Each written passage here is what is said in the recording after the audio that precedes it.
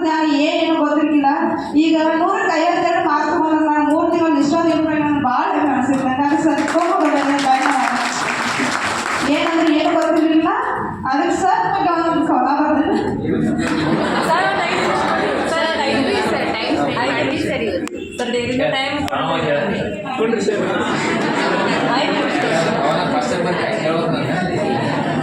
ಯಾಕಂದ್ರೆ ನಾವು ಗೋಕಾಕಲ್ಲಿ ಕಂಪ್ಯೂಟರ್ ಸಬ್ಜೆಕ್ಟ್ನ ಕೊಂಚ ಹಚ್ಚಿದ ಆದಾಗ ನಾವು ಹೋಗಿದ್ದು ಬರೀ 1 ವಾರ ಹೋಗಿದ್ದೆ. 1 ಸಾವಿರ ರೂಪಾಯಿ ಫೀಸ್ ಅಂತ ಸರ್ಟಿಫಿಕೇಟ್ ಸರ್ ಹೇಳುವಂಥ ಪ್ರತಿಯೊಂದು ಸಬ್ಜೆಕ್ಟಲ್ಲಿ ಟಾಪಿಕಲ್ಲಿ ಎಲ್ಲರೂ ಉದಾಹರಣೆ ಕೊಟ್ಟಿರ್ತಾರೆ.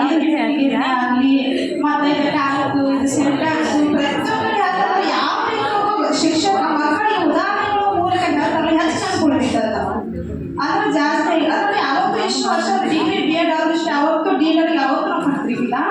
ಈಗ ಬಂದು ಅದ್ಭುತವಾಗಿ ಸರ್ ಹೇಳ್ಬೇಕಾದ್ರೆ ಅವ್ರು ಆಧಾರ ಪಡಿ ಬೋಟ್ ಹೇಳ್ಬೇಕಾದ್ರೆ ಪ್ರಾಮಾಣಿಕವಾಗಿ ಎಷ್ಟು ವಿಷಯನ ನಾವು ಇಲ್ಲಿ ಕಲ್ತು ಊರು ಬಿಟ್ಟು ಬಂದಿದ್ದು ಸ್ವಾರ್ಥ ಕಳಿಸ್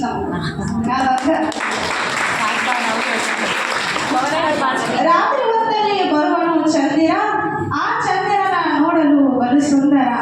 ಬೆಳಿಗ್ಗೆ ಕಂಪ್ಯೂಟರ್ ಸರ್ ಕ್ಲಾಸ್ ಕೇಳಲು ಬಲು ಕಾತುರ.